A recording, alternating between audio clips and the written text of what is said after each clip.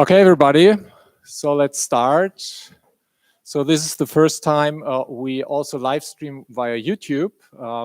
And so I have to tell you, in case you're participating in the discussion here in the room, that your voice will be streamed. So just that you know, for data security reasons. So good evening, everybody. Good evening, ladies and gentlemen. Thank you for joining us here and also online. Thanks for your interest in this lecture series on Ukraine. A few of you I already know, or quite a few I have to say. So it's great to have you here again.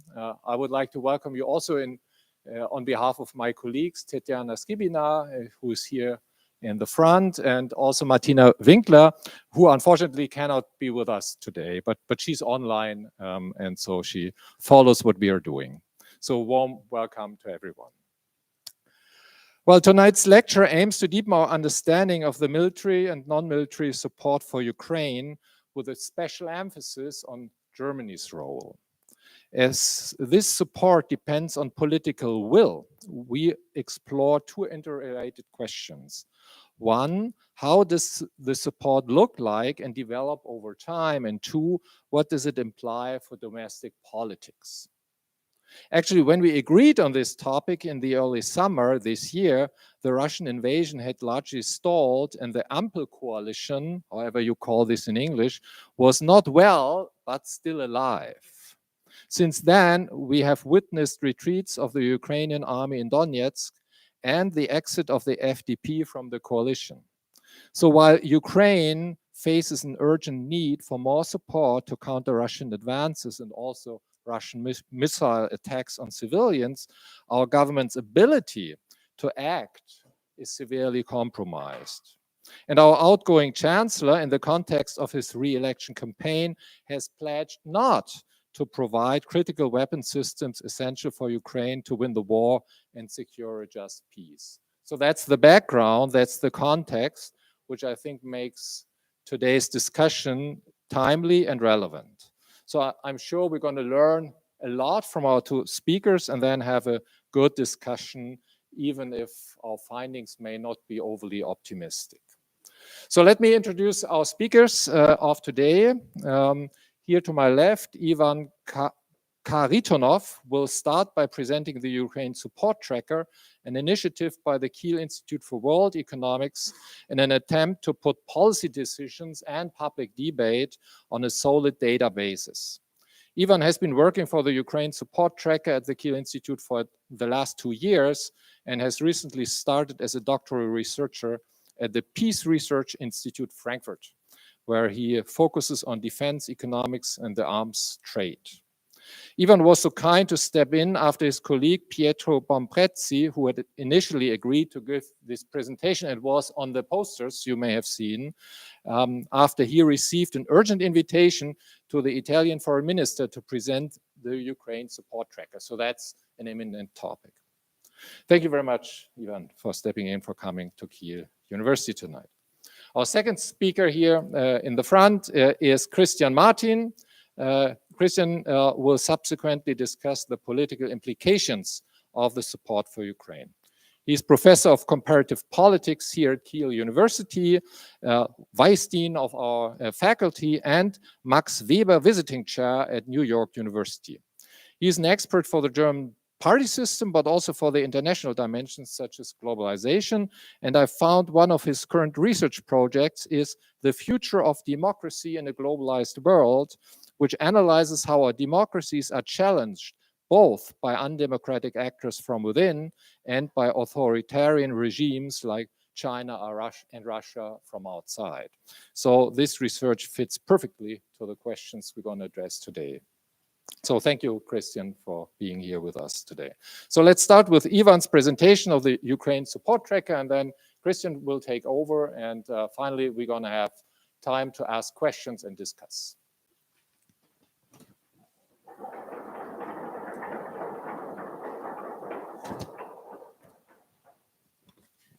Yeah, I think the micro is on now. And thank you very much for being here today. Thank you for warm introduction and warm welcoming. Unfortunately, yes, Pietro is cannot be here. He actually did already gave his talk it was quite intense.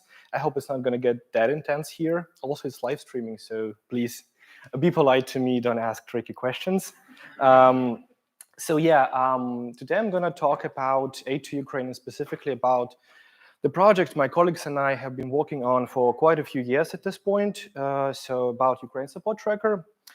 I'm going to talk about who we are, what we do, why we do that. I'm also going to provide some key insights on what our results look like, and also I'm going to zoom in into Germany, how Germany helps Ukraine, how German government changed its behavior when it comes to military procurements as a reaction on this aid, and also will very briefly touch another project that our institute worked on, was a small policy brief on what could be the potential loss if Ukraine, for German economy, if Ukraine loses the war. I mean, we don't want that, but I mean, we have to estimate the potential consequences.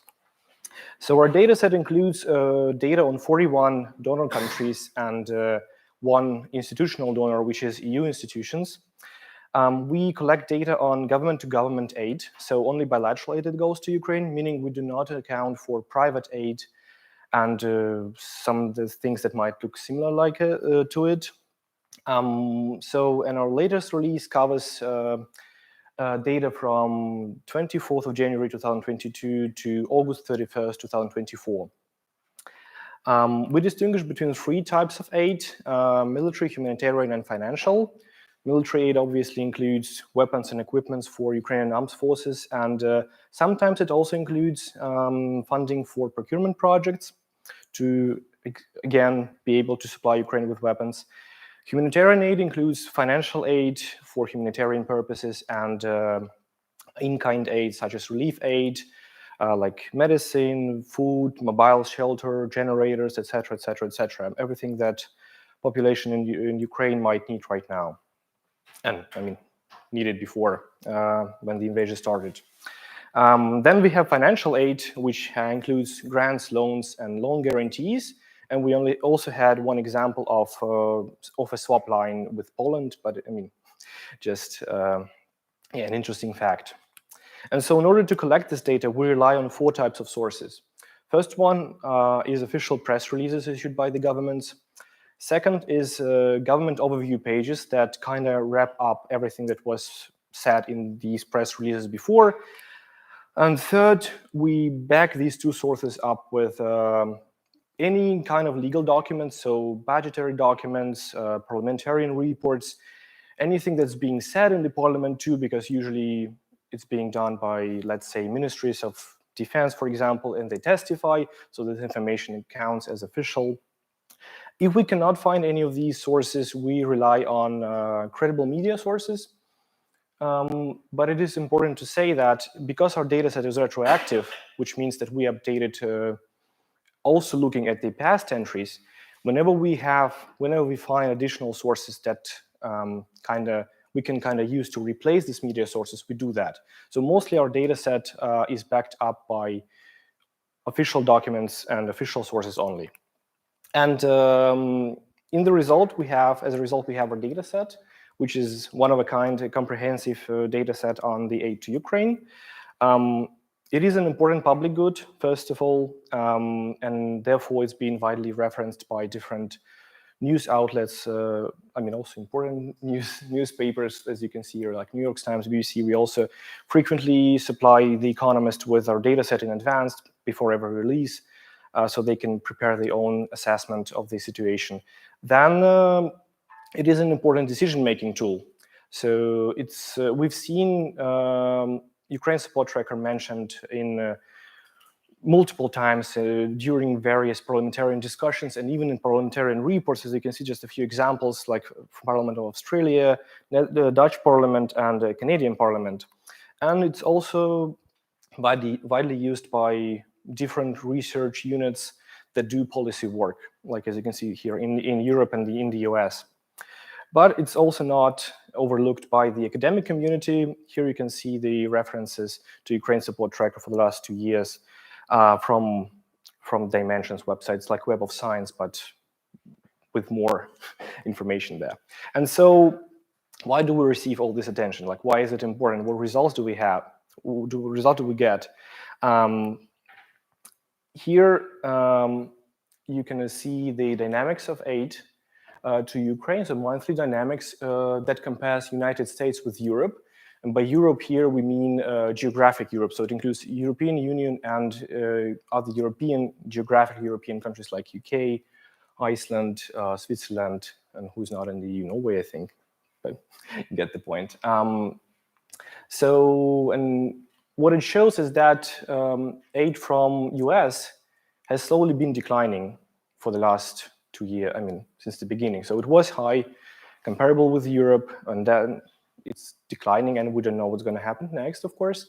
With Europe, it is rather better because it is stable.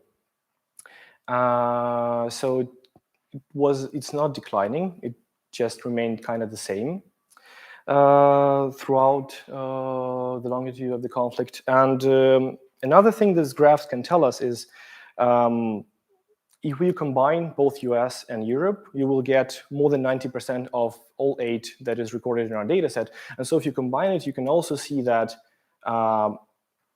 again, monthly averages, they kind of stay the same. So aid is neither decreasing on average, neither increasing nor decreasing in the end. For now, let's hope it will stay this way. So next thing is the way the aid is composed. So what are the components of aid? And as I said, military, humanitarian, financial. Here in red you can see military, in green you can see humanitarian, and in blue you can see financial. So this graph clearly shows us that military aid dominates, but financial aid is actually not that far away. So military aid, I think on average, monthly military aid is about 3.5 billion euros and financial 2.8 billion euros. The humanitarian aid is unfortunately, even though being important, is sort of neglected in the monetary, when we look at monetary values, because it's cheaper, way cheaper than military and financial aid.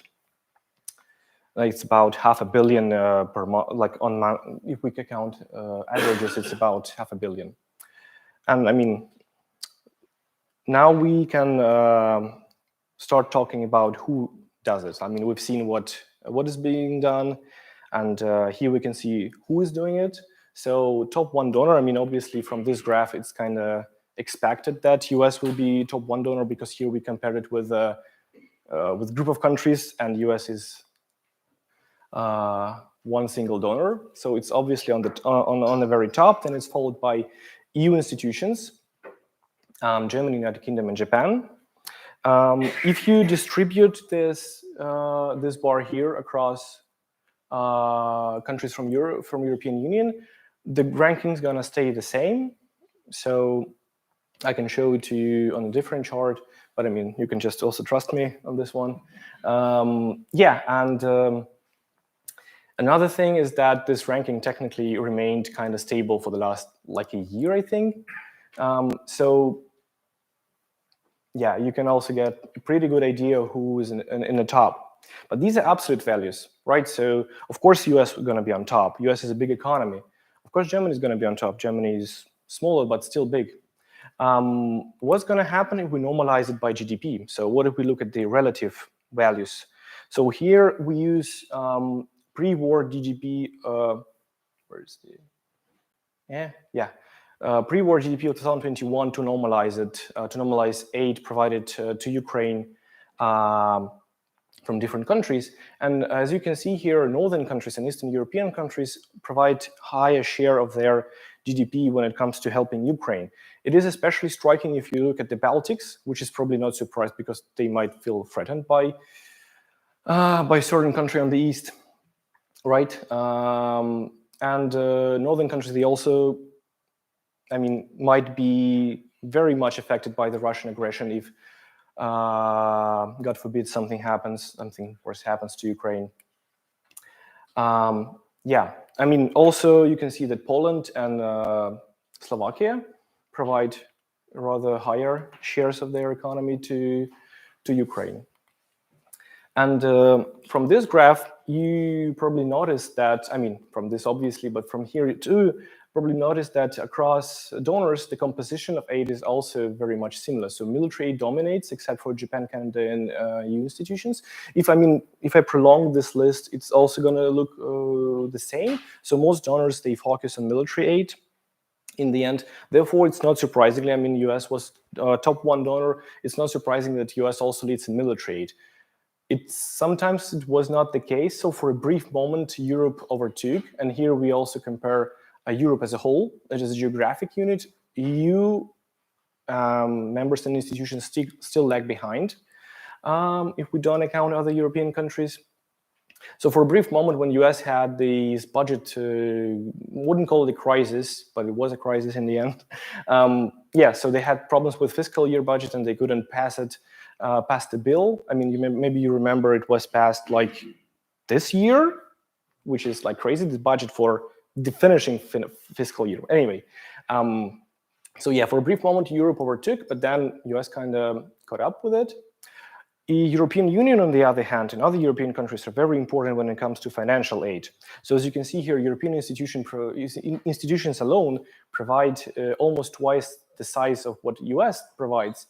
And if you, I mean, it's not including the individual financial aid from the donors, from members of the European Union. So if you kind of, gather this up together and put it here, it's going to be even more. One thing to notice here is that EU provides mostly loans, when US gives grants, which are essentially free money. I mean, of course, the loans from the European Union are on very favorable terms. US doesn't pay interest on them yet. Maybe it will not. I mean, we don't know that. But I mean, technically, these are loans.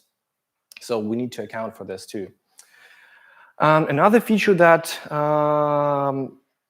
EU has, that US doesn't have, is the long-term planning capability. So EU budget has 5-year, if I'm not wrong, 5-year kind of planning horizon. And so EU can do all these long-term pledges, including this EU-Ukraine facility, this 50 billion facility that was announced last year in June and was only approved in February. Maybe you remember there was like this, I mean, many headlines about Hungary blocking aid to Ukraine. Well, this is it. Hungary was blocking it for quite a while, but eventually it passed. And so this graph shows you in dashed line, this is what is planned to be given to Ukraine in the future. And this is what was already given, either to be given very soon or was given already. And it's not the case with the US, as you can see. So US operates on the fiscal year budget planning horizon, and they don't have that much funds left. I mean, it's just until August, as I said, the end of August. So probably it's even higher now. So it really depends on the decision that Trump administration will make, whether this dashed line goes up or stays the same. And I mean, we talk a lot about monetary value, how it's all being composed together in comparable numbers, but what it is essentially, how aid looks like essentially in the nutshell. So we did this little chart to kind of demonstrate it to you. So because some people don't really understand how it works. Funnily enough, we even get these questions from the journalists, like, oh yeah, is it just being wired to the Central Bank of Ukraine, like to the bank account of Zelensky or whatever, the financial aid, I mean? No, of course not. It goes through different multilateral and international institutions, mostly through IMF and World Bank, and it goes in the Ukrainian Central Bank and then being used to subsidize the budget of Ukraine, but for civilian purposes only. So to pay, I don't know, pensions, salaries to doctors and teachers. Yeah, so as I said, for civilian purposes only. The humanitarian, because these organizations, they very strictly control it. Humanitarian aid is a mixture between physical and monetary aid, as I mentioned before. So the financial part, so grants for construction, etc., goes also through international organizations, not through IMF and World Bank, but rather through different NGOs and maybe some governmental frameworks. And they end up in municipal budgets or regional budgets. in the end, so they don't go to the main, the state budget of Ukraine. Another part of humanitarian aid is a relief aid, which is physical aid, so in-kind aid, and it comes to Ukraine in the form of food, shelter, medicines, everything that might be used to help suffering population there. And military aid is just physical, as I think I also mentioned. It's only physical, so even if Ukraine gets like virtual money from France, let's say like 200 million fund for procurement, Ukraine comes over to France and says like, France, I need this, this, and that, and France buys it and sends it to Ukraine from local industry, of course. So Ukraine in the end gets physical objects that it can be used to defend itself against Russian aggression.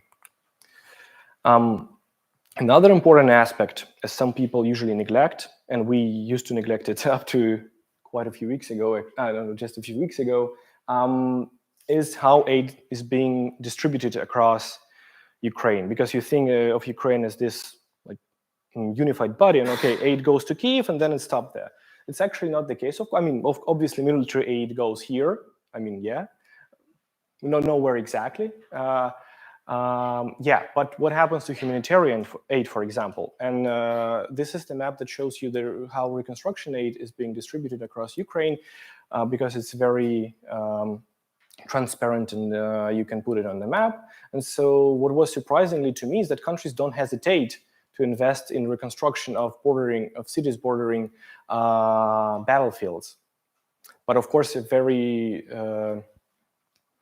significant part of aid still goes to Kiev region, which is, of course, also not surprisingly because it's being heavily bombed. I mean, as other cities, of course, you can see, probably if you, might be a good idea to put, like missile strikes over it. So yeah, maybe we will also do that. It's just like a recent thing we did. Yes, and finally, when people hear about aid to Ukraine, and I mean aid to any country, to be honest, they usually hear it from the news. So they read these newspaper headlines that says, "Oh, U.S. is about to give you $60 billion to Ukraine," and they think, "Okay, it's gonna go there tomorrow." Some of them do, unfortunately, and so it's not the case. A very good example is the fourth bar here, December 2022, when US appropriated additional funds to assist Ukraine. And you can see how it was slowly, step by step, allocated and disbursed up to the beginning of this year. It goes to negative because US do some weird accounting tricks, but we also account for it in our data set, so don't worry about it. It's just on the graph, it's shown like this. And now, as we talked about, how do other countries help Ukraine, like the goal, like bigger picture, and what tools do they use to do that? We can shift to what Germany does specifically. So from this ranking graph, you might remember that Germany was second country donor. So like it was third in the ranking, but the second donor was European institutions. And Germany is actually second country donor and first European donor. EU, European, doesn't matter. So second after the US. Don't be confused with this yellow line here. These are Nordic countries combined together. They're here for a different purpose. I just did not delete them. But I highlighted Germany in bold, so you have to give me credit for that. And so yeah, Germany dominates the ranking. I mean, the ranking of helping Ukraine. So Germany is the top one donor, and it wasn't like this all the time, right? UK was a bigger deal at some point, most of the points. Yeah, but it's true for total aid and for military aid. Again, ignore the yellow line. And so, what exactly Germany gives? So I prepared this funny colored graph with pictures of weapons to kind of give you a perspective of what Germany gives exactly, like bigger stuff. So Germany so far either promised to deliver soon or I mean, in the nearby perspective, already delivered 66 tanks, 140 mortar infantry fighting vehicles, 73 howitzers, which some of them are made in Germany, like Panzer howitzers. Some of them are being procured in the European framework, like Susanna howitzers from Slovakia. And 8 multiple rocket launcher systems. They all, I think, come from Bundeswehr and they're US made, and 27 air defense systems that, like Patriots and Iris-Ts. And I mean, one figure here is supposed to represent each 10 units. So it can't be really seen here, but I mean, half the tank means half, like 5, but 6 in this case, anyway. Yeah, I know, sorry, I'm explaining you the kindergarten pictures. Sorry for that. It's not the kind of presentation you expect. But I mean, as I said, Pietro is in Rome doing a very important thing. And so after giving all this stuff, you might think that, okay, German government has to change its procurement policy. It has to replenish the stocks. It has to prepare for maybe giving more aid to Ukraine. And we in Kiel Institute did another project that I also was a part of. And we tracked the procurement from the German government placed from January 2020 to mid of this year. And it actually hasn't increased that dramatically. I mean, if you draw like a trend line, it's going to go like, not like this, not that sharp, like maybe like this. Yes, so what changed, however, was the procurement policy. You see, before that, Germany focused more on the air forces and naval forces. And after it, Germany started focusing on procuring systems for the land forces, like tanks, howitzers, even air defense systems. And even in the other category, you see it's like, well, 13 billion for military vehicle maintenance. So kind of still goes to land forces. Yes, but unfortunately, if we account for everything that has been given to Ukraine and is about to be given to Ukraine, Germany will only increase its stockpiles when we talk about tanks. When we talk about infantry fighting vehicles, the amount of stockpiles will not increase that dramatically. For artillery howitzer, I mean, these are just comparable howitzers, so some of them include also, as I said, stuff procured in the European framework, but just for the comparison reason, we put them together. They're not going to literally decrease in this case, but I mean, you can see the picture is quite dramatic in the end, even if you say, okay, let's exclude these Susanna howitzers and other howitzers that are not being procured from, not being used from either stocks or from the local industry, and with their defense. So Germany will end up with the same size of their air defense, howitzer and infantry fighting vehicles capabilities. And it is a problem because if it stays this way, then it's going to be harder to defend itself and help defending Ukraine. And as I said in the very beginning, I'm also going to briefly touch what happens if Germany stops. Let's say Germany stops, and being top one donor, it can have very problematic consequences. Let's say Germany stops, and then Ukraine, not because of this, but maybe a coincidence, let's say, what happens if Ukraine loses? What happens if Russia succeeds in taking over Ukraine?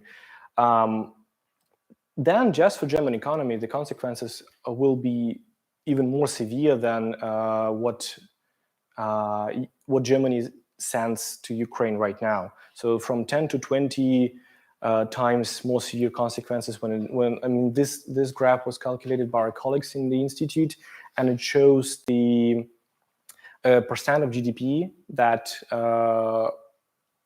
Germany will have to spend, or Germany spends now on helping Ukraine on average per year, and Germany will have to spend if Russia takes over Ukraine.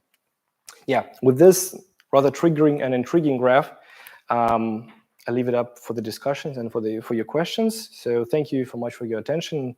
Yeah, I'm looking forward to hearing your questions and yeah.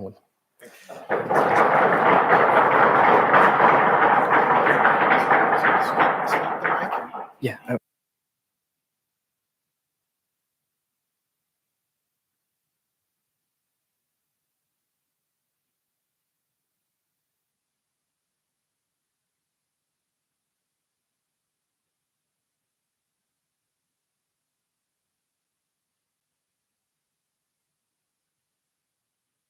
How you can tell a political scientist from an economist, right? The political scientist will use PowerPoint, and you text your slides.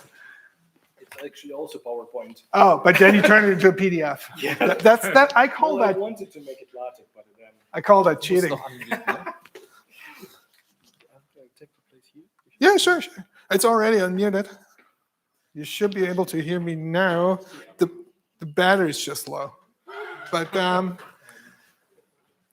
I think for the room it will be fine. I don't know for the live streaming. So thank you very much for the invitation. Thank you for the opportunity to be here and to talk a little bit about the political implications for Germany. We talk about support for Ukraine, and I think one thing that is important to note is sort of a hinge between the two presentations, how incredibly cheap German support is to Ukraine, even as the second largest donor. I mean, we're talking to the tune of like, what, 18 billion euros? Okay, 18 billion over 2.5 years.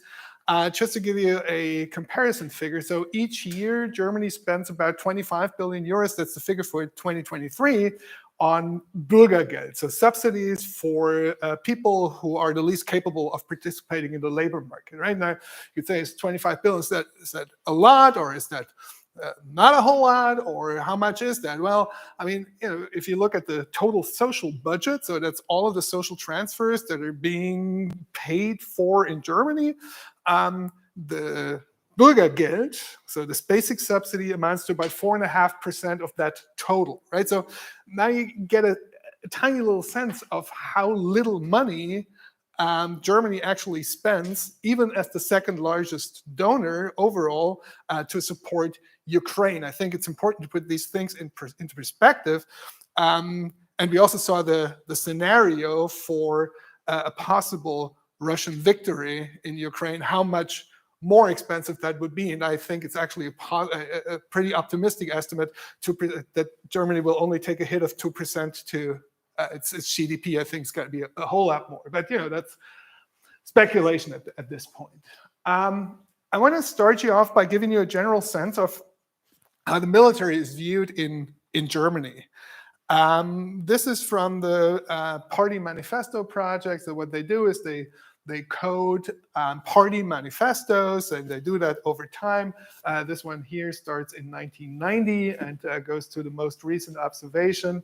And they look through these programs and code it as pseudo sentences. So if you have a mention in this case of the military, is it positive or negative, right? And then they just count it. And you see how there's quite a bit of variation there over time, and the colors are terrible, but overall you see that it's since 2020 it goes up a little, or since the mid 2010s. So this is the CDU, CSU. They view the military quite positively. More interestingly, the Greens, right? They start from a low level. They didn't mention the military at all, and then they now they view it more positively. And the same is true for other parties, with the exception of the left. The BSW, the Bündnis Sarah Wagenknecht, the most recent addition to the German party system, isn't covered here. So this gives you a sense of the overall sentiment in the German political discussion when it comes to matters military. These are party positions of the parties in Germany, including the BSW. So this is from the most recent Chapel Hill expert survey. Unlike the party manifesto data that I just showed you, political scientists are asked to give an evaluation of the general party positions of, in this case, German parties. So you receive an email. Could you please place the following parties on these two dimensions? What are these two dimensions? Well, we have an economic dimension. That's our left-right scale. So here is more redistribution. Here is less redistribution. Here is more state intervention into the economy. Here's less. Economic, classic left-right position. And then the vertical axis is societal dimension, where the political conflict is mainly about migration, but not exclusively. So here would be more restrictive immigration policies. Here would be more liberal immigration policies, but it also covers other issues like abortion, marriage equality. In the US, you would have on this dimension, on the vertical dimension, gun ownership. That's not relevant for Germany, but it gives you a general sense of where the political parties are. I drew this graph because what stands out is the BSW. That's Bündnis Sarah Wagenknecht, as I said, the most recent addition to the German party system. And it is unusual because you find this position in the upper left quadrant. You find that only in Eastern European transformation countries. You find it nowhere in Western European countries. I went through all of them because I couldn't believe it, but you don't find that anywhere. If you go to Poland, you have the peace there. If you go to Slovakia, you have a bunch of parties there. If you go to the Czech Republic, so the basic structure of the party system in Western European countries is from the bottom left to the top right. In Eastern European countries, it's the exact opposite. It goes from the top left to the bottom right. This here, the BSW, is a big exception. And I'm mentioning this because it makes me doubtful as to the future of this party in the general election in Germany. In my opinion, they are fighting an uphill battle, and I'm not convinced they will make it over the 5% threshold. I've been wrong with more than one prediction in the past. I will mention this just as a disclaimer. We'll see how this one pans out. Don't hold me accountable if you place a bet and you lose it. So this is a question, this refers to the German public. So this is November 2024, hot off the press. Should military support by the West, that's important here for Ukraine, be enhanced, reduced, or should it stay the same? 43% of the German population, that's a representative sample, answered that the West should do more, right? I found that quite surprising because I did not expect it. I thought that most people would say, okay, as up until as it has been up until now, 27% say that, and 24% of the respondents in Germany say it should be less. So a quarter say it should be reduced. However, if you look at the data for a survey question that is a bit differently worded, it asks, what do you think about the current support of Germany for Ukraine? So not the West collectively, but of Germany. Then you get a somewhat different picture. 26% respond, it's too little. So this should correspond to the 43% here that say to the different question, it should be more, right? So that doesn't quite pan out, but still 42% say it's just right, together with the 26% that say it should be more. That's still a very solid majority to do at least as much as what Germany is doing right now. That's actually good news. Okay, so the level of support for Ukraine in the German population is high, no matter at what kind of data you look at. This is a representation of the most important political problem as perceived by the German population. I picked out only 3 to make it a little less cluttered. And you see, there's one topic, that's the green one, that goes sort of up and down, and it has, until very recently, been perceived as the most important problem in Germany. That's migration. The economy has overtaken migration as the most important political problem in the most recent November 22 and one round before that survey round. Okay, so these are the 2 most important political questions as perceived by the general German public. However, Ukraine, the war on Ukraine, it's worded as Ukraine/war/Russia. So it's, but this is what it is about. Of course, it peaked in February 2022, and there was another peak. It goes down, it comes up again, and now it's on the upswing again. But it's still, it's only perceived by about 18% of the German population as the most important problem. Other issues have overtaken the war on Ukraine in the perception of the German population as the most important problem. That may be good or that may be bad. That's something that we are going to discuss now, because here are the political party positions, and then we can think about what that means for the upcoming general election. So this is a recent statement by the SPD group in the German Bundestag. I'm not going to translate the whole thing. I will just mention that they talk about, yes, we are willing to deliver weapons so that Ukraine can defend its territory and its sovereignty. They also talk about peace. They talk about a peace at of equal partners. At the same time, they emphasize the große Besonnenheit. So I don't even know how to translate that, of Olaf Scholz and his federal government. So their measured way of looking at things, right? So this is something that they emphasize. By the way, October 8th, we still had a functioning government back then. So that was before the coalition broke. Let's see what will happen over the next few weeks. This is the CDU. Their most recent statement on Ukraine that I could find is from February 2024. So they are here in the last part. In the first part, they basically say the same thing that the SPD claims, but here they say Germany should do more, especially those Taurus missiles should be delivered, made available to Ukraine.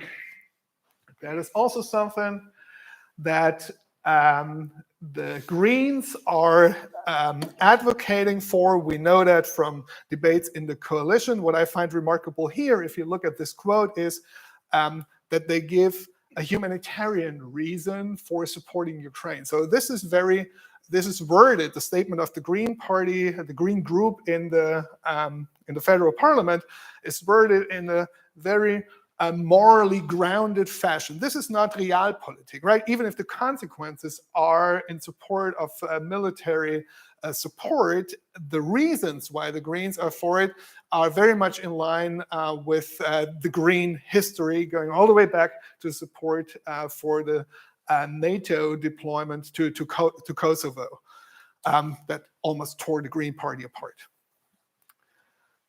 This is different, right? This is the BSW, that's the Bündnis Sarah Wagenknecht. So no more German tax money for a senseless war. Stop the escalation in favor of a ceasefire and peace negotiations. Yada, yada, yada. I mean, you know the idea. This is what this platform or what this party thrives on. They claim to be the party of peace that can make sure that Germany does not suffer from a possible escalation. I think this is what it's all about. And we have seen that this is not a majority position in the German population. So we had an interesting 2 weeks as political scientists and people living in this country in general. And the question we're all asking is who's going to win the federal elections that are, if all goes well, are scheduled for, they're not scheduled yet. We just think they're going to happen on February 23rd next year. And there's actually very little movement in the polling data. The most recent polls are highlighted in red. That's from, which day is today? That's from today. No, 2 days before today. And 3 days before today, CDU at about a third of the votes, SPD at around 15%, the Greens 11, 12, FDP, the left party, not in the federal parliament, at least not across the 5% threshold. For the AfD, probably going to be, this, well, as it stands now, the second strongest party, and the BSW, that's the interesting difference between the two polls Here they're at 4%, would not be represented in the federal parliament. For this poll, they're at 7.5. The honest assessment of this is we simply don't know. Okay, could go either way. It's also perfectly possible that the left party and the FDP will be represented in the federal parliament. We just don't know yet. So there's a lot of uncertainty, and this has consequences for the coalition building process. But I would bet good money on the fact that the next chancellor is from the CDU, right? I mean, a third versus 15%, that's a lot of catch up that they have to play. But of course, you know, an exogenous shock could change that. So let's say we have a major attack by an Islamist terrorist on a Christmas market over the next few weeks that could easily propel the AfD to 25%, right? And the whole game is changed. So, but my money would still be on the CDU. And that would mean that support for Ukraine would probably continue the way it is now. But this is still the chancellor, right? This is Olaf Scholz. You all know him. This gentleman you might also recognize. This is Helmut Schmidt. Does anybody know who this is? This is Rolf Mützenich. He is the whip of the SPD group in the federal parliament. And Rolf Mützenich and Helmut Schmidt, I put them there because they represent the two souls that are within the Social Democratic Party. Helmut Schmidt is famous for, or infamous, some people might say, for pushing through the NATO double-track decision in the late 1970s against the resistance within his own party.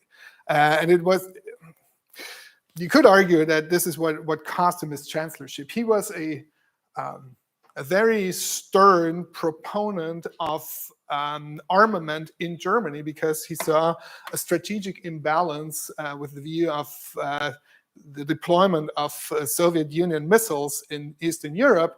And he basically pushed the Americans to bring their Pershings and cruise missiles to Germany and to other Western European countries against, again, the stiff opposition of his own party and large parts of German society. And I'm mentioning this because, first of all, Rolf Mützenich is of a generation, and politically he was engaged in the so-called peace movement, so the societal groups that were against the NATO double-track decision that involved putting mid-range missiles into Western Europe, but also because he is an important supporter as of now for Olaf Scholz, who has to find his political way between these two poles within his party.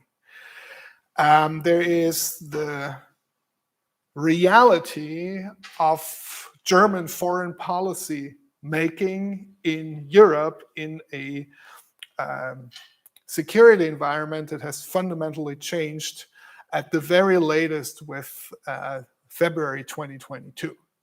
You could argue that it had already changed with the war on Georgia in 2008, and the war in Crimea on Ukraine and the illegal annexation of Crimea by Russia. But that's maybe a different debate. But with February 2022, it's obvious that Germany's security environment had changed. So that's and you have to take that into consideration if you are the chancellor.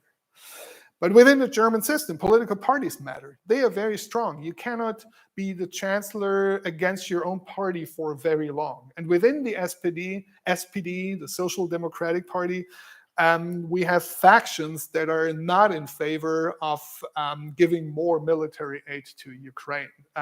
They are factions that don't even support being in NATO. They're not very strong.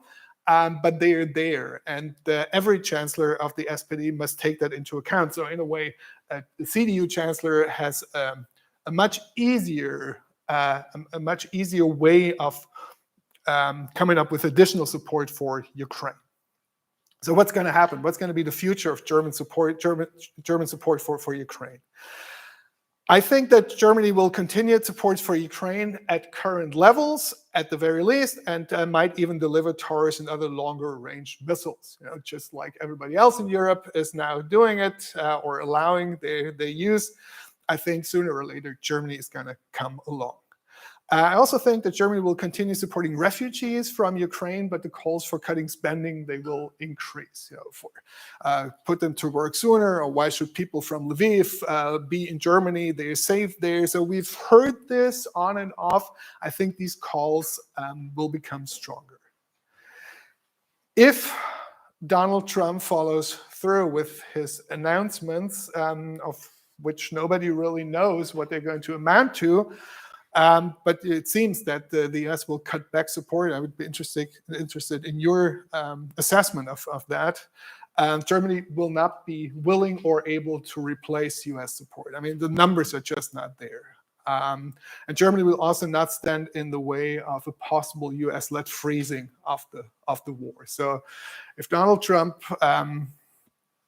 takes a ruler and Putin and they draw a line. This is the future zone of demarcation. Germany has simply no way or political will to stand in the way of such a solution. That is not a real solution, of course, but will freeze the conflict for the time being. Germany will certainly not be quick to support Ukraine's accession to NATO. I think the sentiment in the German population speaks against that.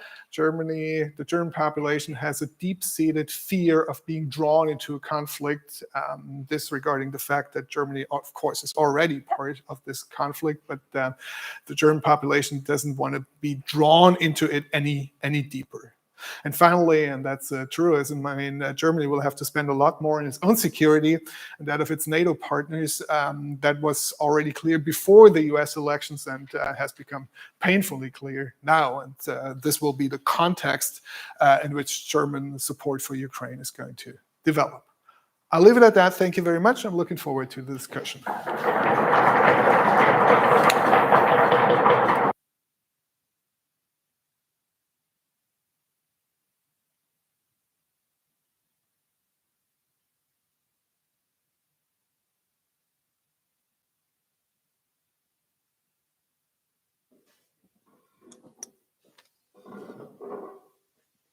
Yes, thank you very much, both of you. So I would just open the floor for questions and discussions. I mean, I have written a lot, but I don't want to dominate here. So if there are questions from the audience, go ahead. Anna. I have a couple, but short. Thank you. First to Ivan, if I may. So about your data procurement, do you use Oryx or CIT or some sources like that, like OSINT sources that really try to dig through the satellite imagery and really see that the aid is there where it's supposed to be? May I answer right away? Yeah. No, unfortunately not. I mean, not unfortunately. We don't have a direct assessment of what's going on there, but this is specific of our work that we do not rely on any open source intelligence sources. Okay. They can be unreliable, they can be reliable, we don't know that. This is the problem. Whether official documents, at least this is how people do it in economics, they tell you, I mean, if it's about, if it's about small arms, of course they're gonna be, packed in the crates and we couldn't find them. But I mean, big stuff is usually hard to hide, and there are also multiple other projects that rely on similar data like CIPRI, and there is also this United Nations Register for Conventional Arms, UN-ROCA, which they also receive official information from the governments regarding these flows, which we also take into account. But no, as I said, no open source intelligence is being used. All right. And a quick follow-up. So you mentioned that military aid is only physical. Yeah. Right. But then I saw that there was a big item which is maintenance of. How is it like? It's just like a booking problem in my mind. Yeah, it was from. It's a different project. It's we checked German procurement policy, so it wasn't about helping Ukraine. So the maintenance part was just for the Bundeswehr itself. So not even the part of the Ukraine support tracker. Just yeah. Okay. Thank you very much. One quick to Professor Martin. Okay, so this is I'm very excited about. I recently acquired German citizenship, so I'm going to vote, yay, for the first time in my life. And now we're here. So nice first try. So as a person with a target function to maximize Ukraine support, I will probably have to vote CDU. I don't know. It's painful. But the question to you is, how do you really evaluate these statements from Merz, rather as opposition to Scholz's stance or missing thereof, or a real, call to action? I think the numbers are there, that his statements can be interpreted as actual calls to action. I think a Chancellor Merz would be more supportive of Ukraine. Of course, he wouldn't follow through on everything he said while in an opposition role, but I think that the Taurus delivery would have happened under Merz. That said, I think you could also vote for the Greens, right? Who have been very forthcoming, but just couldn't, within that coalition, they didn't stand a chance of really getting everything that they wanted. Perhaps I would like to ask a follow-up question on that. For me, extremely interesting thing is how peacefully the AfD is. At least that's what they are saying. So they are having posters as peace party now. What has happened to the German right? I mean, they were. I mean, Germany has a very infamous history of militarism, and now they do this. So how do we square that? So how to understand it? Or is it for real? I mean, it's a good question. I don't think the AfD fits the old mold of far-right parties. Right? They are an extremist far-right populist party, and they will say whatever they think they can. Will give them additional support from the German population. And I mean, I showed you the aggregate numbers for all of Germany. If you look into East Germany, the numbers would look differently. And we saw this with the electoral results in the state elections in Brandenburg, Thuringia, and Saxony, where the BSW, with their peace stance, was very successful, as was the AfD. There's one idiosyncrasy about the AfD. A lot of their supporters are of Russian-German origin, right? And they have a soft spot for Putin. There's no other way of saying it. So they are hesitant to call for more action against Russia. Okay, thank you very much. All right, so more questions from the audience. So that's a question to both Mr. Kharitonov and Professor Martin. Well, I'm interested in political economy and the allocation of funds, also regarding austerity policies. And if you could answer, do you generally keep up with the needs or requests of the Ukrainian government, of the population, like especially in terms of the challenges that come in the progress of war and educational areas, or in terms of children, women development and security? So the question is whether support to Ukraine actually responds to the needs of the people in Ukraine, right? Yeah, it's one aspect for sure, and also does the content of the aid develop with time? Oh, yeah. So, I mean, it's very hard to tell exactly. I mean, we don't have any metrics of what Ukraine population like needs. I mean, no one like standardized, let's say, measurement of it. But for example, when it comes to humanitarian aid, it is rather more flexible than, I mean, financial aid is universal. I mean, it just helps budget of Ukraine. I mean, it's up to Ukraine to decide which areas of Ukrainian society need this money more. Humanitarian aid is rather flexible on the donor levels. So countries tend to really send more things that Ukrainian population need. Like, for example, when Russia started bombarding energy infrastructure, these countries, I mean, donor countries started sending more generators, for example, light bulbs, I don't know, like some components for energy grid systems, etc., etc., etc. We cannot say whether it was sufficient enough or not. It's not the scope of our research, unfortunately. And the similar thing happened with military aid.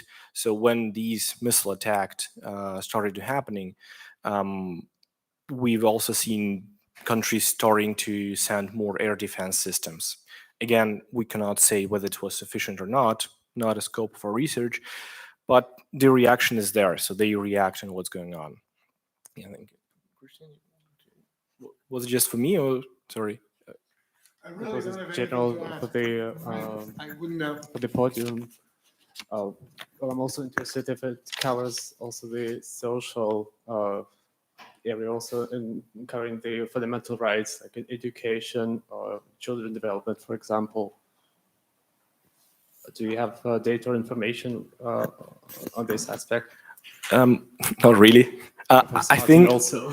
Yeah, I mean, I think it when we talk about these aspects, they are mostly will be focused on refugees, right? Ukrainian refugees in Germany, and I forgot to mention that we do not count refugee aid in our baseline figures. Therefore, we would be able to say whether it meets needs of children and educational needs, etc. That would have been one of my questions. So if you add refugee aid to the numbers, is that a large fraction? Let's say for Germany, any numbers on that? So yes, we have some estimates on that, and it shifts the ranking towards in favor of countries that received way more refugees than others, like Poland and Germany. I mean, I have a slide, I think, in the presentation. I might not have it. I don't remember. It's in the appendix. So yes, it does change, but not like significantly. I mean, Germany will still remain because of the highest share of refugees in Germany. Germany will still remain among the top one European donor. Will change the picture for Poland, for example, dramatically, because Poland will, just launch into space in the ranking. I mean, hitting Germany probably, but not overpassing it.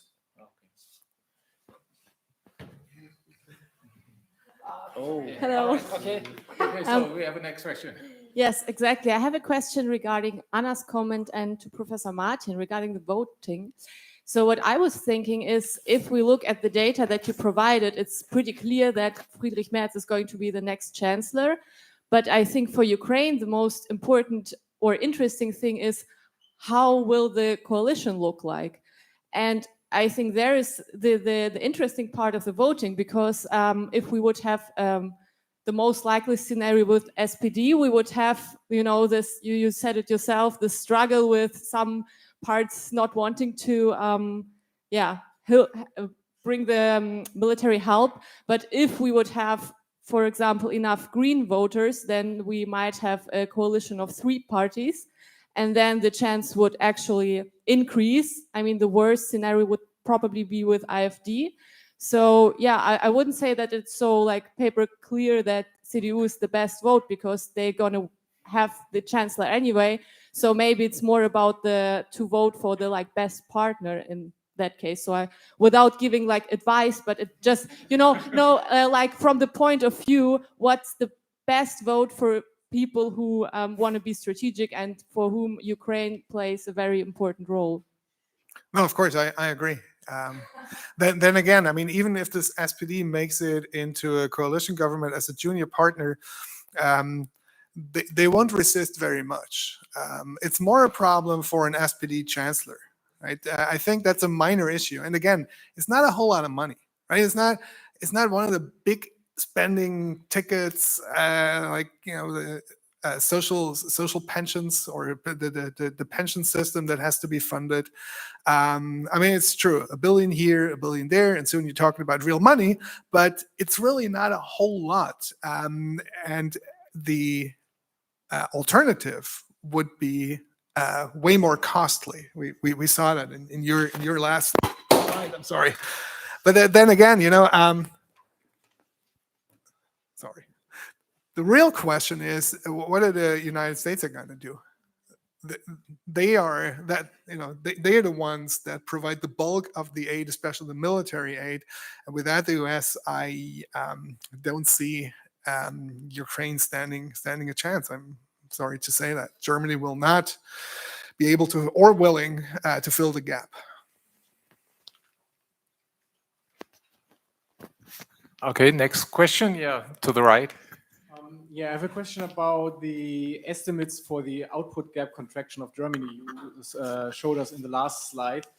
Which kind of model did you use, and what assumptions did you think of to show these rather steep 2% impact on Germany, which is a nice clear number? Yeah. Yeah, it wasn't a very sophisticated model. I mean, it wasn't a model, to be honest, in general. These are just, I don't remember exactly the figures that my colleagues used to estimate it, but they took into account the increase for refugees that might inflow again if Russia overtakes Ukraine. They took into account even higher increase in military spendings. If, I mean, Russia starts basically knocking on the door of European Union, everyone will have to increase its military spendings. And they also take into account trade losses. I mean, trade losses from trading with Ukraine. Yes, I think these are like three components. They were included in these 1 or 2% yearly losses over the next 5 years. So it's really, how do I put it? It's really a very, with a grain of salt.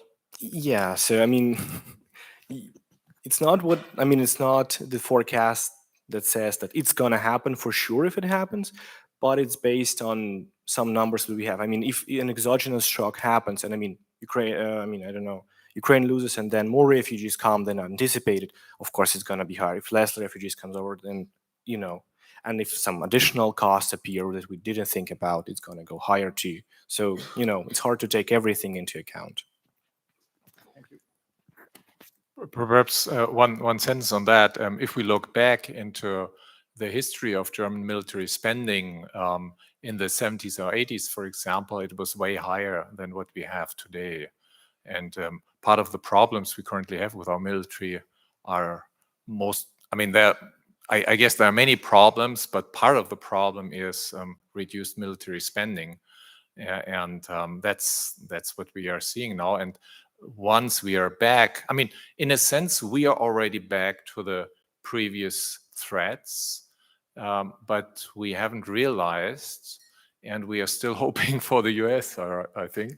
But if Ukraine really loses and Putin stands at our doors, I guess at least we will have to return to where we come from. And that's, I think, already like 1.5 percentage point of GDP, which we have to spend more on military just to be back where we are. And that doesn't include all the new stuff we probably have to do. I mean, we are seeing on the battlefield now that wars have changed. And we also know that the mindset of German military is not changing fast in most dimensions. So this will also need a lot of investment, I guess. I would like to add to this. Thank you. So one piece of information to illustrate this. During the Cold War, 70s, 80s, the budget of the defense ministry in West Germany was always the second largest after the budget for the Ministry for Labor and Social Transfers, or whatever it is called. So this, now if you look at the numbers, it's somewhere, it's hard, you can hardly find it in the budget because the peace dividend, Germany has come to rely on the so-called peace dividend. And it's hard to get back from that because it requires redistribution between the different items in the budget. So that's one thing. The second thing, money spent on the military is not lost. It's not like you dig a hole and you put in the 100 billion euros and then you put and then you dig again.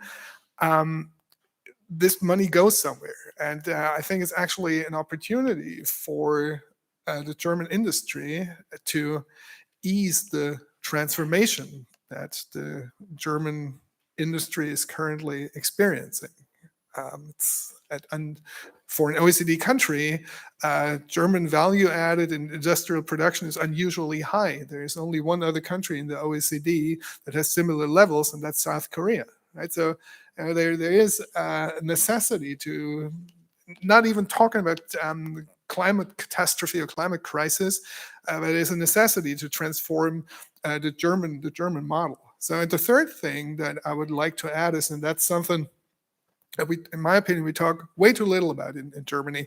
You mentioned we're relying on the US. What is it about the US that we are relying on? We are relying on their logistics, on their industrial capacity, but first and foremost, we are relying on the fact that the United States provides a nuclear umbrella over Western Europe, including Germany. And if that is no longer reliable, then the whole equation changes, right? Then nuclear threats by an aggressor like Putin become credible, and Germany would have no other way than caving, because we have nothing to match that. And I'm convinced that France would not be willing to sacrifice Paris for Berlin. So if you think this through to its logical conclusions, it means that, and if we take European strategic sovereignty seriously, it means that Europe, if possible, if at all possible, together, but if not, then by necessity, Germany has to do it alone, has to develop nuclear capabilities and the means of deploying nuclear weapons. It pains me to say that, but it is the reality that we are facing. And I think it's important to recognize that and not to shy away from that conclusion, and hopefully steer it in a direction that allows us for a common European response. And which party's position is that? Which party should I vote then? There are certain voices in the CDU, but they're even in the CDU they are fringe, right? Because as soon as you say nuclear, the German public goes apeshit. But to add on that, so from your view, we had Helmut Schmidt, and he represented a large fraction of the SPD. So from your view today, so where did all the Schmidts go? Did they leave the SPD, or are they just in the minority? What's your take on that? It's a very interesting development. Part of the peace movement became the Greens, right? And the Greens are now the party that is one of the most, or if not the most staunch supporter of Ukraine and of military action in general, if it is based on humanitarian considerations, on what they call a rules-based international order, right? So they at least part of the peace movement have gone to the Greens, and part of the Greens are now in favor of military, of a stronger military stance. And then other parts, they have remained within the SPD, and we're happy to bank the peace dividend to enact these social redistribution programs, which is perfectly fine. I mean, that's what the SPD is about, right? It's a party, it's a social democratic party. They should be in favor of social transfers. It was under the specific conditions of the Cold War that someone like Helmut Schmidt, and the three-party system, that someone like Helmut Schmidt could rise to this role of not only the CEO of West Germany Incorporated, but also someone who had the strategic foresight and was able to push the Americans into deploying their missiles. Because at first, the US, they did not want to do that, right? It was not on their radar. It was Schmidt who made them, who talked them into taking this threat seriously. Strategic structural conditions have changed. I think that will be my answer. And if you look at the Greens, in very surprising ways. I mean, one of the founding pillars of the Green Party is the peace movement. They were the party of peace, Frieden schaffen ohne Waffen, right? And Helmut Kohl, the CDU guy, was laughed at because he came up with the slogan Frieden schaffen mit immer weniger Waffen. So not even the CDU could say we need more weapons, we need to have more armaments so we can show the Soviets that they cannot outspend us. This is what Reagan did, and Thatcher. In Germany, in West Germany, this was a no-go. Even the Conservative Party could not support such a stance. Things have really changed. Okay, thank you very much.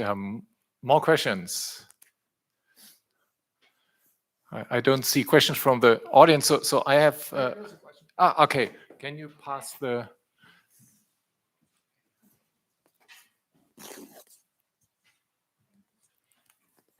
Thank you. I don't really know how to phrase this. So maybe how do you evaluate this argument that we now have that Germany has to, that it's going to cost Germany a lot if Ukraine loses in the run-up to the election as a political argument to support the war.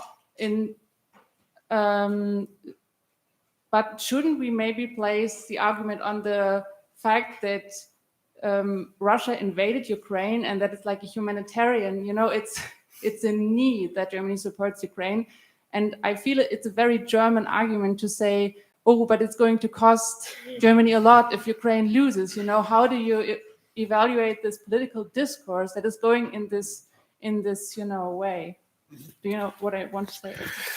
I know what you mean, and I think you're right. Of course, it is very German in a way, but it's also very German in a way to base the support on very, very general principles of international relations, right? So I would say, whatever works, whatever gets the job done and hopefully leads us to a foreign policy that does the right thing. And doing the right thing is not in contradiction with the German interests. On the contrary, having a rules-based international order is in the German interest, and fighting those who are opposed to this rules-based international order is in Germany's interest. And if it's an easier political sell to show what it would cost Germany if Ukraine lost, then so be it, right? Just have to get past this electoral campaign, form a hopefully stable new government, and then see what we can do in the face of changed international conditions with the election of Donald Trump to the presidency. Yeah, just to also comment on that, this point wasn't made for those people who understand why Germany should help Ukraine. This point was clearly made for those, machine kind of people that are, hey, well, maybe we should stop, because it's hurting our economy. No, it's not. It's if you stop, then it's going to hurt even more. So yeah, please don't get it as us trying to be these machine people. No. Thank you. Can you hand it over? Since we have the mic in this corner, I wanted to ask a question for Ivan. And I thought the slide that you showed was really interesting about German stockpiles and what's happening to them, the units they ordered, the units they're giving to Ukraine. I was wondering if you're tracking how fast the ordered units come in, And related is the question, like, are you looking into production capacities? Because it seemed like the limiting factor was how much money do we have and how much money are we politically willing to spend. But even in a world where CDU and the Green Party decides we want to go all in, we want to spend as much as we politically can, like, are they even able to get the military equipment that they would want to ship? I assume Trump would be willing to sell it to us if we pay for it. But like, what do like production capacities look like in Germany for the equipment we want to send? Yes, sir. So these are kind of two questions in one, because one would be what are the production capacity, and another would be whether Germany can just go on into international market of arms and buy things there. The second question, the answer to the second question, it can, of course, but it really depends on as you said, it depends whether Trump wants to sell this weapon. I mean, who else would Germany buy weapons from, right? I mean, all the European countries are in the same position, and the first question about whether Germany even can increase its production limits or whatever, it's really hard to tell.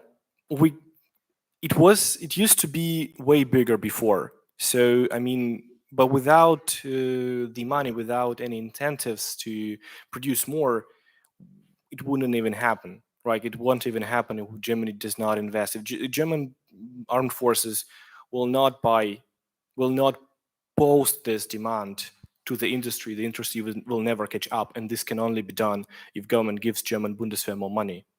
So this is the first step to build up this industry, and the second step would be to also think, okay, I don't know, like Rheinmetall, we need to subsidize them, for example. Okay, we place this demand and then we help the supply. So it's just a second step, and I think Germany has this capacity to increase. Of course, not to compensate the loss of US in this whole game, but to increase it. I mean, at least, I mean, we had the estimates. We wanted to see how long would it take Germany with current speed to rearm to the level that Germany had in 2004. And 2004 was the year when Germany kind of started this, exploiting these peace dividends. They pretty much dramatically decreased the stockpiles the Bundeswehr had. And so it would take decades. For some weapon systems with current rate, it will even take centuries. I mean, I'm not kidding. You can check out the report. Of course, the forecast is made on the current speed. I mean, the exogenous shock might be there. I mean, I don't know, like CDU comes into power and says, okay, now we invest half the budget into military. Of course, it's going to skyrocket.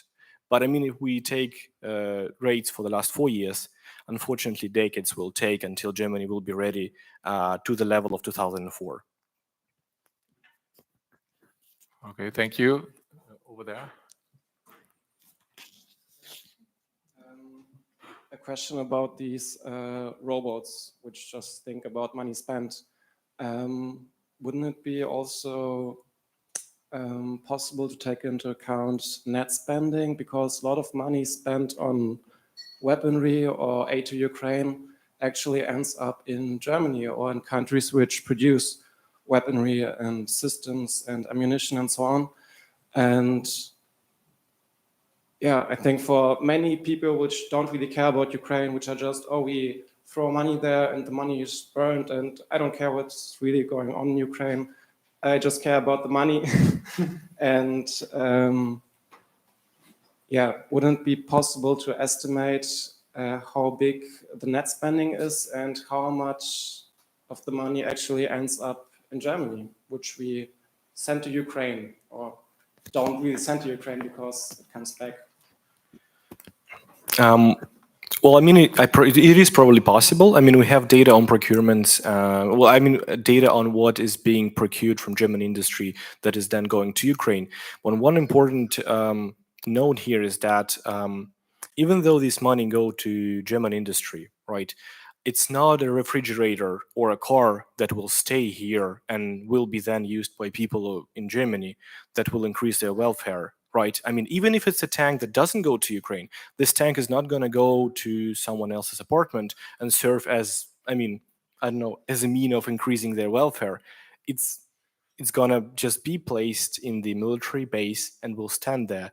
And it's something that you cannot estimate really in the end, because it's a public good, and public goods are very hard to estimate. Also, helping Ukraine is a public good, and storing tanks in your garage, in your Bundeswehr garage, is also a public good that you cannot put a price tag on it. Unfortunately, if we could have done it, I mean, it would be like, yeah, super easy to then account for all these unobservable, unexpected events that might come to us in the future, but unfortunately we cannot. So therefore we need to really, therefore we have all the debates, therefore we have all these talks.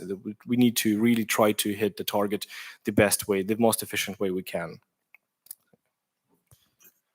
Perhaps if I also may add on that, from an economic point of view, I've no idea about arms, but in case we are in the middle of a recession and we have lots of unemployed, highly educated people sitting around, then I mean, Keynes would recommend to dig holes with these people, and then it's better to, you know, build tanks, right? But that's currently not the situation we have, right? So we rather have labor shortage. So I wouldn't overstress that argument. It's probably for recessions of the type we currently at least don't have. It might be different, right? So now, I mean, all the car makers and all are firing people. So perhaps next year, those people would be grateful to build tanks instead of, you know, diesel cars, whatever. Okay, so I think there was another question in the audience. If I may add a final one, which struck me, that was the arms assistance to Ukraine by France and Italy and Poland has more or less stalled a year ago or so, and didn't change, if I remember correctly. What's the reason behind that? Have they exhausted their you know, stocks, or is it a political reason? So I think it's, I mean, hard to tell. We do not crawl in their heads.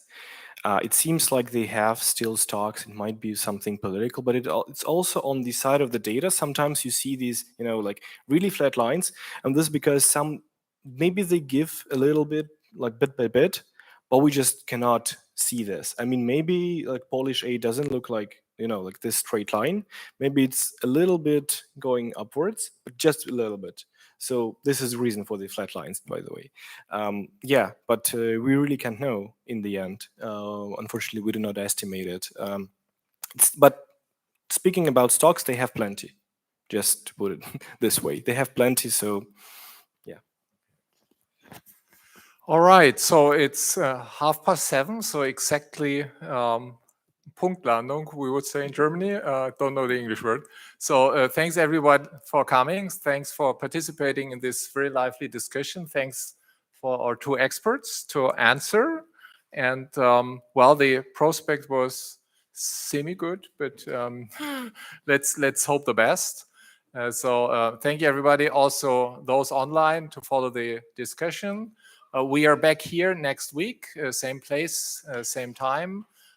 Next week we're going to discuss, and that's also a very interesting discussion about what scientists should think about activism. And we're going to have a very prominent activist from the Eastern European sciences in Germany, and she will reflect on that. And we will also have a member from how to say, foundation here in Kiel, working on helping Ukrainians, how their activism is working here in Kiel, what their aims are, what their obstacles are. So kind of blending these two topics. And so I hope many of you will be there, will be here again. And next week we are again in German. And so I hope to see you back then. Thank you very much for being here.